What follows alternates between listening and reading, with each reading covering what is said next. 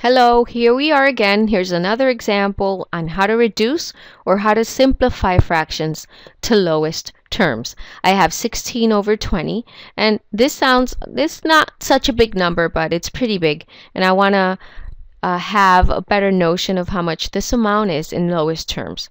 So what we do is we take the numerator, 16, and we make a list of all the factors or all the numbers that I multiply together to get 16.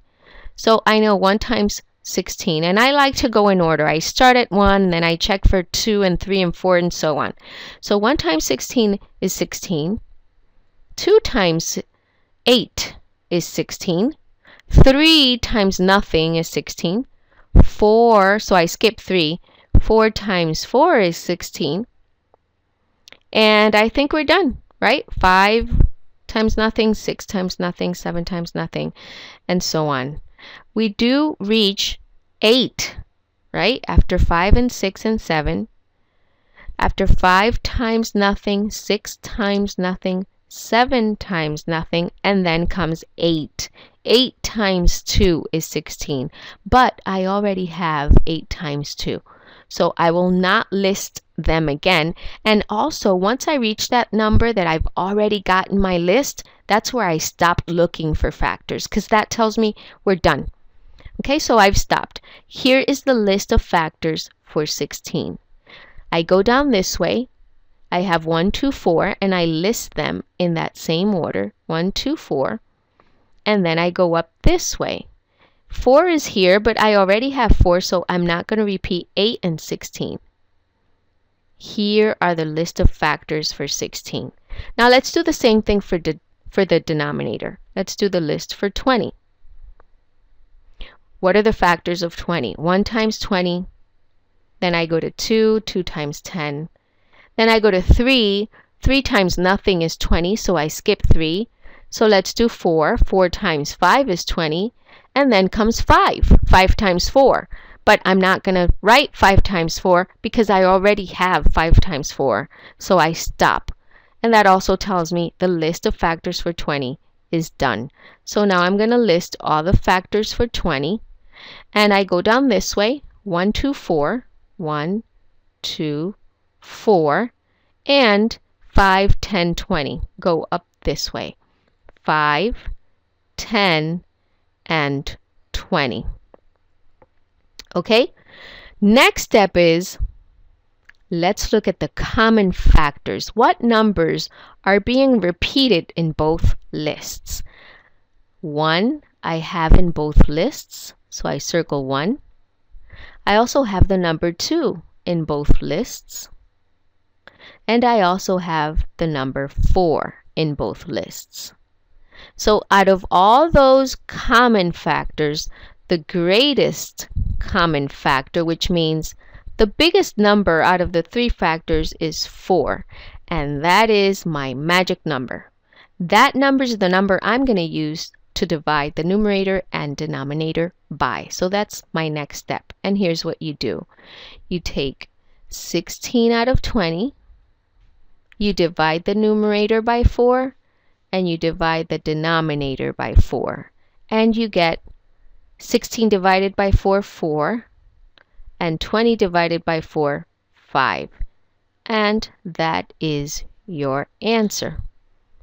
Okay, now if we were to draw a visual of this, I would have to break my rectangle into 5 parts. And then I would have to draw another triangle the same size as the first one and break it into 20 parts, and that's a lot of parts. So, but you get the picture from the previous examples that we've had. These 2 fractions are equivalent. 16 out of 20 is exactly the same amount as 4 out of 5. And you can also check in your calculator. Divide 16 by 20 and you'll get a decimal number, and here you will get the same decimal number. Okay, 4 out of 5 is the same thing as 0.8. So if you do this division and this division, you'll get 0.8 for both. Let's do another example. Letter B. Let's reduce 60. Let's do 25 and 60. 25 over 60. That's a pretty big number. I want to reduce it to lowest terms. So let's make a list for all of the factors of the numerator for 25. 1 times 25, 2 times nothing, 3 times nothing is 25, 4 times nothing is 25, 5 times 5 is 25. And we're done. That's it for that list. So let's list the factors. Go down this way, 1 and 5, and go up this way, 25. We're not going to repeat the 5. Okay? And for 60, let's make a list here for 60. 1 times 60, 2 times 30, 3 times 20, 4 times 15, 5 times 12, 6 times 10, 7 times nothing, 8 times nothing, 9 times nothing, and 10 times 6. I've reached a factor that I already have on my list. That means that's the end of the list. So all of the factors for 60, I can make a list. Going down this way, I have numbers 1, 2, 3, 4, 5, 6. 1, 2, 3, 4, 5, 6. And going up this way, I have 10, 12, 15, 20, 30, and 60. These are all of the factors for 60. These are all of the factors for 25. And what I do now is I look for common factors. Which factors that are here are also on this list. Everyone has the common factor of 1. 5, I have a 5 here, so that's another common factor. And 25. 25 is not here. So that means that the greatest common factor between 60 and 25 is 5. And that's the number I'm going to use to divide the numerator and the denominator. Okay? So this is going to go here. And it's going to go in the denominator too. And when you divide 25 by 25, that will equal in the numerator 5, and then the denominator 12. And that would be your reduced fraction in lowest terms. One thing I want to point out in this problem is that you don't necessarily have to write out a list like we did here and here. You don't necessarily have to do this part. You can just circle the common factors right here. Okay? And that's okay. And then choose the biggest number that you have circled. All right? So, but I like to make a list just so that you can see all of the factors of the numbers. It's your choice as long as you find the greatest common factor.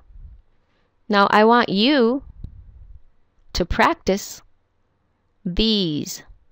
Letter C, I want you to find or reduce, I want you to reduce this fraction to lowest terms, 21 over 27.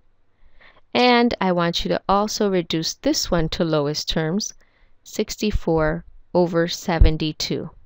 Go ahead and practice these two.